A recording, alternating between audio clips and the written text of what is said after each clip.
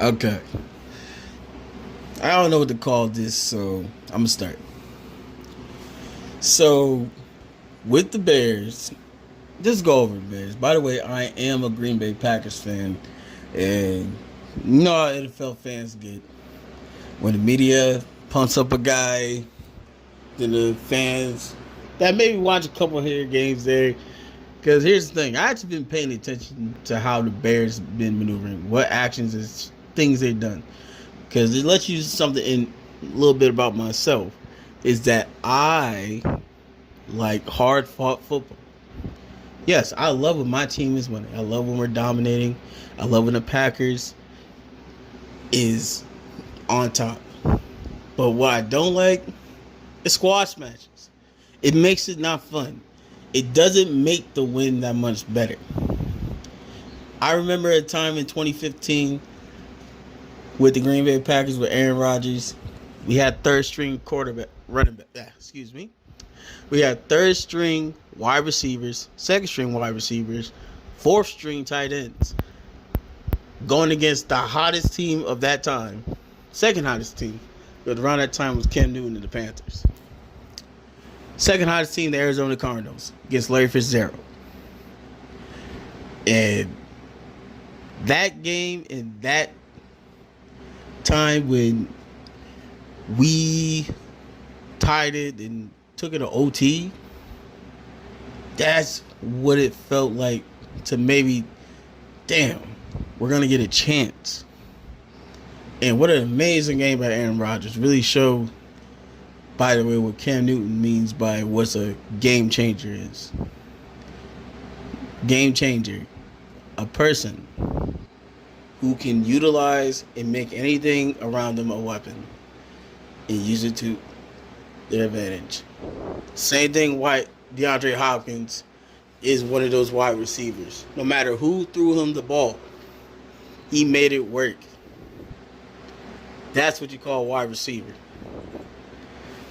But back to the point. So, with the Bears, right now they're 7-10. Last season of the 2022 season, they were 3-14. So, by default, this is a significant improvement. Very significant improvement. And anyone who watches the Bears games or just catches the Bears games and really see what that team is doing. And the only reason I kept up with the Bears games because I had Justin Fields as my fantasy. And he really been doing a lot of work for that team. So just maybe pay attention this season just to analyze what is going wrong with the Bears. Because I even said myself that if the Bears have another losing season, I said blow everything up. Start from the GM and up, and start from scratch. But the offensive coordinator showed up, and it really meshes well with Fields. It'll help a lot more if they had a running back. A true running back, number one, they really don't. So it really just Fields holding the ball, running for his life. And the biggest thing with the Bears is that they still have no line. So anybody that rushes 5 or 6 guys against that type of team, Fields is going to be running all the time. Granted, Fields still make plays on the throw on the run, especially DJ Moore. But speaking of DJ Moore, he really just have DJ Moore and Kemet stepped up for them. Kemet was really decent this year. But that's about it. He really doesn't have a true wide receiver number 2. So any team that's going into that game, they're saying, well, we know DJ Moore is a deep threat. So we can take him out the game. And we can leave Clement. Now, Clement maybe get some throws over the middle, maybe get some throws in the short, get some short route throws, and Clement can make a play. I said Clement. Kemet, excuse me. And the thing with Kemet is, Kemet can do that. Excuse me, voice crack. Kemet can do that. But the thing with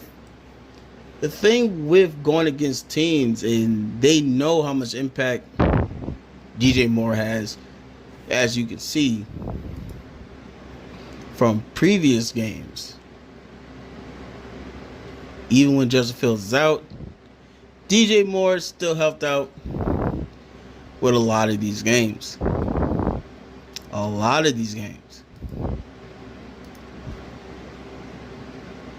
And most of the time, Justin Fields having 18 carries, over 100 yards, running the ball, over 100 yards, throwing the ball, TD, averaging 5 yards a carry, and still managed to find DJ Moore for that team.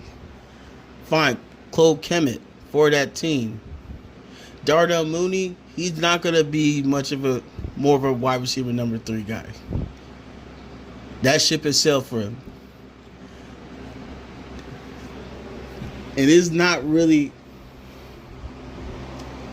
of who the Bears should draft. This is really who the Bears should get to save their franchise. Because if they start over now with a proven record from 3-14 to 7-9, most teams that jump up really improve when they build around a type of team like that.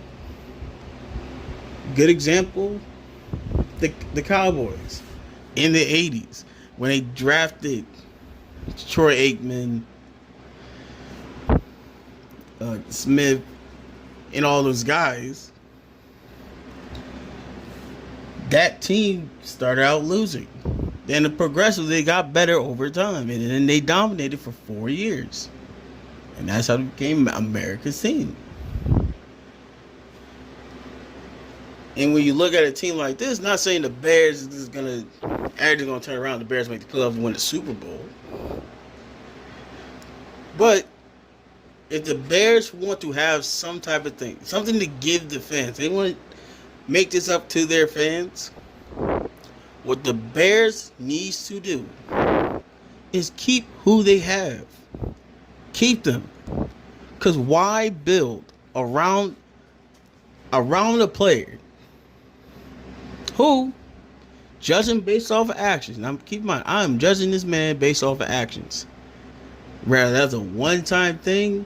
Me personally, it seems to be something that maybe people didn't know because it was just so out of the ordinary. But maybe this happened before, just now the public is seeing it. Drafting a man that can't handle, from what it seems, losing. And now, granted, nobody likes losing. Nobody want to lose at things. Nobody want to take the L and move forward. But the difference is with the people who do take the L and move forward, those are the great ones. Tom Brady, Aaron Rodgers, Drew Brees, Peyton Manning, Eli Manning.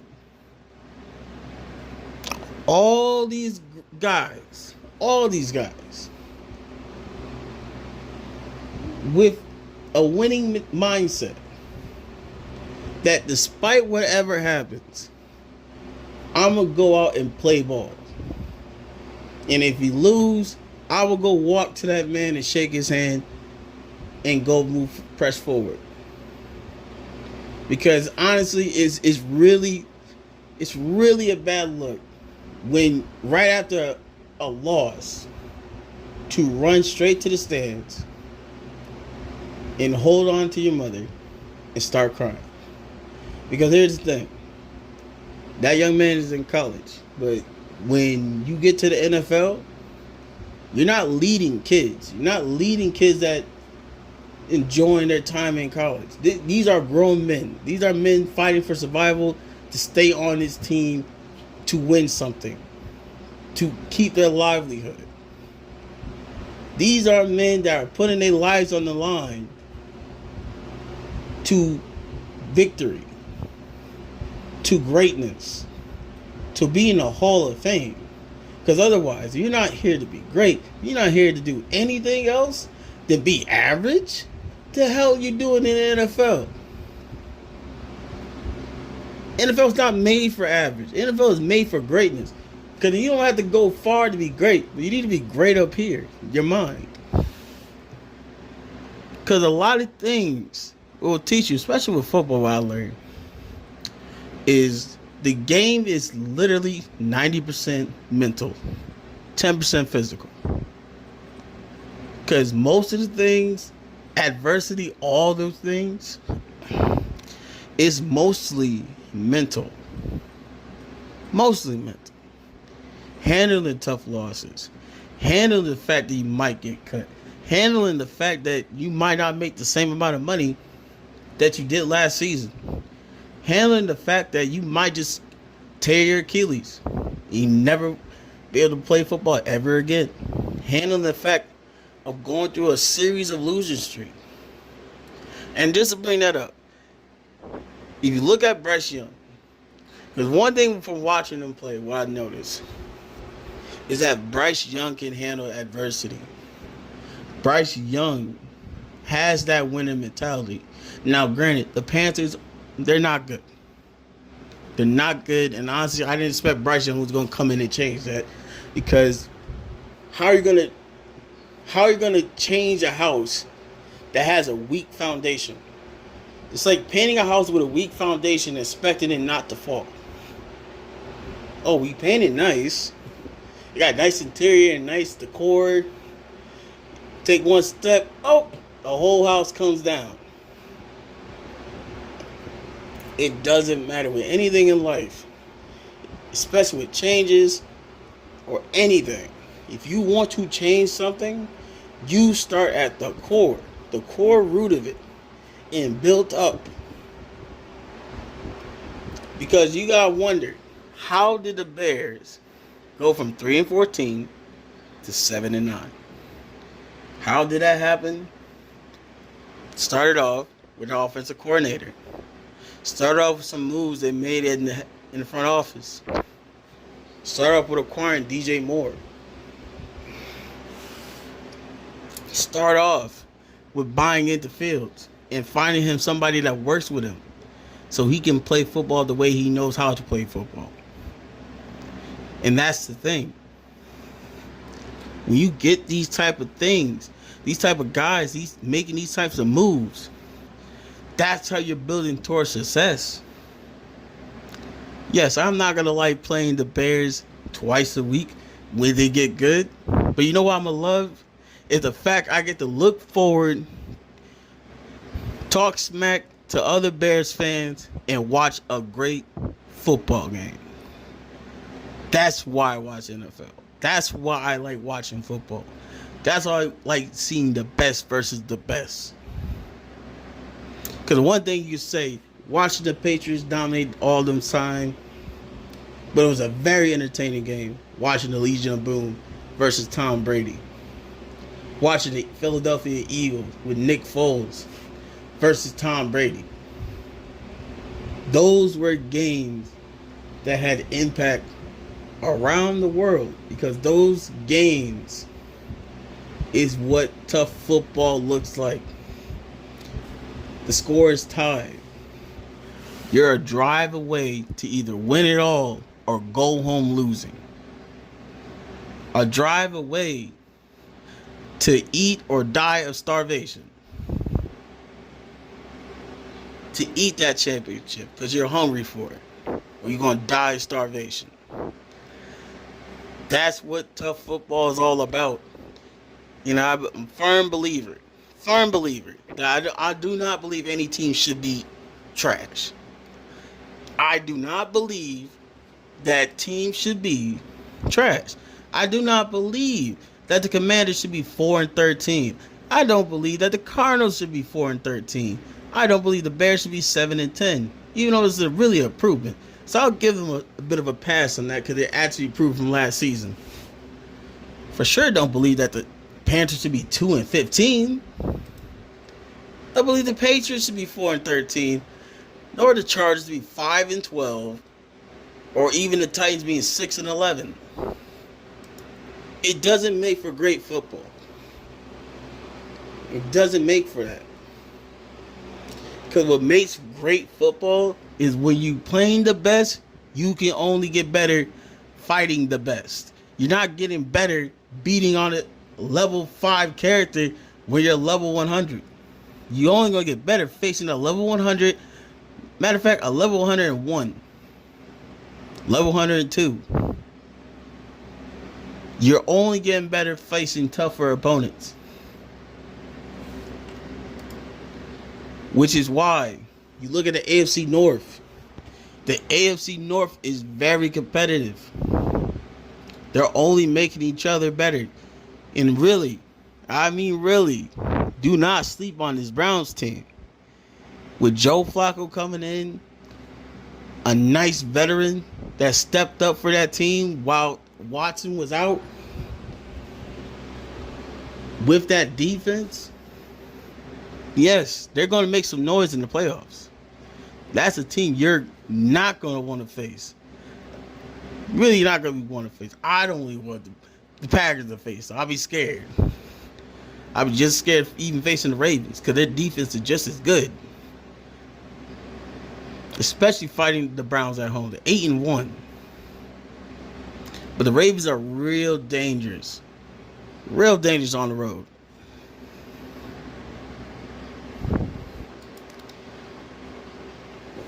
So it's going to be a really tough team to face, even in the postseason. But sound off.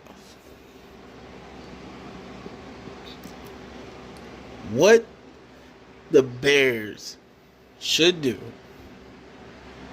honestly, this is what will make the most sense. You take that number 1 pick, you pick up Marvin Harrison. You take that other pick, they got another first round. Take that other pick, you draft the lineman. There are linemen on there. You make moves to get that lineman. You need to help that. You need to help that offense. You got something there. You got something here that's the reason why y'all improved to 7-10 from 3-14. Don't lose it. Get somebody to build that lineman up. And what you do during the off season in a free agency, you pick up a running back. It's great that Fields can run 100 yards and put the team on his back. Because as much as people love to crap on Fields, and ironically, they have a Packers fan defend this guy who's in his division, play twice a year. Fields is not the issue with that team. Fields been keeping up that team. Fields is the reason why the Bears stay in games. Because it's hard to believe a guy that on average was averaging 100 yards a game on the ground. Because you can say, well, he's running. Yes, he has to run because who's blocking for him? Who? You ask anybody behind that line, if they are not a type of person like Fields, you put anybody else, they're getting sacked. 9 times out of 10, getting sacked. Fields had to learn, well, I'm not going to have time to try to move the ball downfield in the pocket, so I'm going to have to immediately go run out. Because otherwise, I'm just going to get sacked. Them 4-3 running linebackers, built like linemen, coming after me. I'm at the whole tail. So, what do you expect for a quarterback or any QB to succeed in that? Really, no quarterback is going to succeed in that type of situation, but Fields somehow made it work. And DJ Moore also helped with that. But if the Bears want to take it to that next level, you get Harrison, you get a lineman, and you get Derrick Henry. You can get him for the low. We already done seen running backs don't get paid that much. And what we do know is Henry is not returning to the Titans. So your team that said, you know what, we're this close, we're 7-10. If we can win at least 3 more games to make it to the playoffs, I'm getting these guys. I'm getting this. You get yourself a playmaker, a potential playmaker, in Marvin Harrison, a lineman that can block, at least beef up that offense enough, and a north-south bell cow running back who also could pass catch sometimes, and Derrick Henry. Somebody you can rely on to take some time, take some pressure off of Phil's legs so he doesn't have to run for his life every damn down. That's how you build football teams. Not this media way where they think a quarterback is going to say, because what people fail to realize, or why teams succeed when they do draft a quarterback, is because they started with the foundation first. You do not come in the league with a quarterback and think it's going to fix the weak-ass foundation. It's not going to happen. We see that now with the Panthers. The Panthers foundation is terrible. So anybody who had the thought process that Bryce Young was going to make a difference, you are out of your mind. Very out of your mind. So the Bears want to make it. That's what they should do. As much as a Packers fan I am, that is the key to the Bears' success. Because you ask every other Bears fan or even other NFL fans, they want to tell you either 3 things. The front office, the coach, Justin Fields. Well, really, the front office hired the offensive coordinator, got rid of the old coach, hired another coach that fit Justin Fields' play style. And they improved to 7-10. Yes, they didn't make it, but they got something to work with to be better.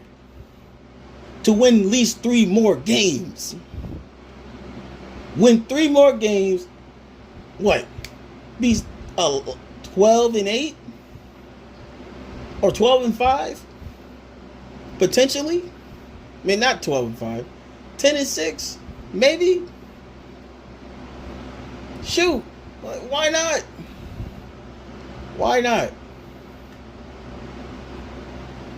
Like, it does not make sense to me that people have this thought process that a quarterback, we're in 2024.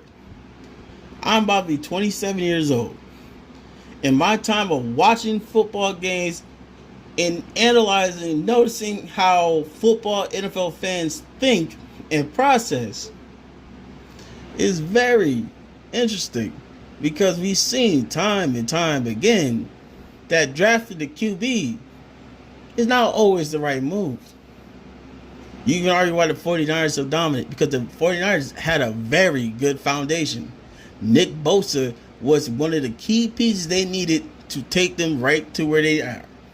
Right to their work. To the Super Bowl. Joe Burrow, a game changer. Coming in. The Bengals were decent. The Bengals were just really a QB away. They landed on a guy like Joe Burrow. And then the rest is history. Made it to the Super Bowl.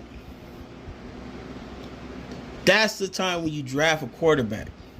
The Bears are not a QB away. They have the QB. What the Bears are away from, a playmaker, a true wide receiver number 2, a lineman, and a running back. And also some corners, maybe some defense, a couple of pieces around the defense too. The defense is not awful, but it's not good. It's just it's like they're alright. But it doesn't help, doesn't always hurt to help that out. But to take that next level, to be in the postseason, that's what they need to do. Because it does not make sense when you got your foundation finally right, where it's looking good, to be solid, to take a piece out and put another piece in that A, you got to train, B, got to make sure they're poised enough to handle losing in case that does happen. Because as we've seen from history, a lot of these QBs are not mentally tough like that. Another case, Johnny Manziel. Johnny Manziel could have been one of those great QBs, but he wasn't mentally tough to even handle himself. He lost to the side of himself that wasn't meant for football. Even Johnny Manziel can tell you that himself. Because one thing y'all got to remember about this game, 10% is really physical. 90% of it, mental. It'll always be there. Not even just football, but also in life. Because if you're not having mental poise, mental toughness, you're not progressing. You're not moving forward. Because you don't know that things you may have in your life, maybe just a piece of way to have a strong foundation. So why destroy something? Why start over when you're at a decent start to build forward to be great? To potentially be great. Does not make sense. But thank you for listening. As your Packers fan, whatever you want to call this podcast, sportcast, whatever. But it's just something I just had to talk about. Especially dealing with Bears fans, NFL fans, and everyone saying, draft Caleb Williams, draft Caleb Williams. Get Fields out of this. He's done. Fields the reason.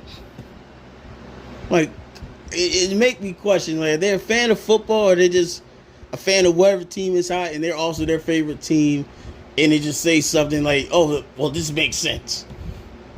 Well, a lot of things make sense when the media pushed somebody in front of you. But if you want to be real, but really a team want to draft somebody, you get yourself a Michael Finks. You really get that guy. Because one thing I can tell you, I used to watch Stevie Scott team, Indiana. And when that guy came in, he was a baller. He was a baller. And I can see the potential in that young man. And then seeing what he did now, making it to the CFB college football playoffs, to the championships, that's somebody you know that can lead a team that been through adversity. He has the tangibles and he has the mental toughness. That's a man you want to lead a group of men. That's the type of player you want to lead a group of men. Just think about that. Just think of all the great leaders in the world and what they all had in common. The King Leonidas, all those guys you hear about. They're like, wow, this guy is cool. He led a army, a group of people. What they all had in common? The self-belief. The self-belief was bigger than the self-doubt. Because the thing is, you can have all the tangibles in the world, can throw all the tightest spirals, and make all the accuracy all you want to. But the biggest thing you got to handle for it all to come together is the mental toughness. And honestly, I think that's what a lot of teams looked at when they seen that clip. You may not think it's a big deal. It is a big deal. Because the media is not going to talk about, they talked about it, but they're not going to have that thought process as a man will have the thought process. Because everybody who knows, every man out there, especially when you got to be put in position of leadership, you know what it takes. You know exactly what it takes. You know what has to be done. You know what has to be making those tough calls, all those things.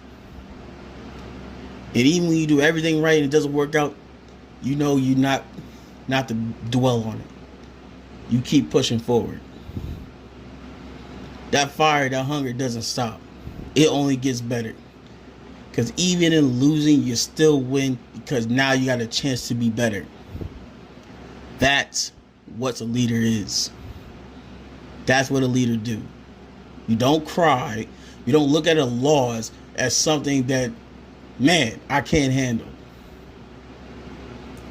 No, you look at that as something like, you know what? I can look at this as a loss right now, But right now, I can look at this as a chance to even be better. You done effed up. Because now I have another chance to be better. Thank you for giving me that loss. Because now I have another chance to be better. I keep myself humble in losses. Because I could be braggadocious in winning. Because when I come, I'm coming hard. Going all out. Going with my best.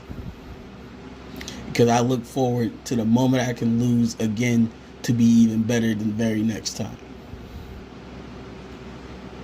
That's what a winner does. Anyway, thank you for listening. I went on an extra 5-minute tangent. As you know, I like to talk. But whatever you call this podcast, probably going to be the name of it, whatever you call this podcast. And I'll be out.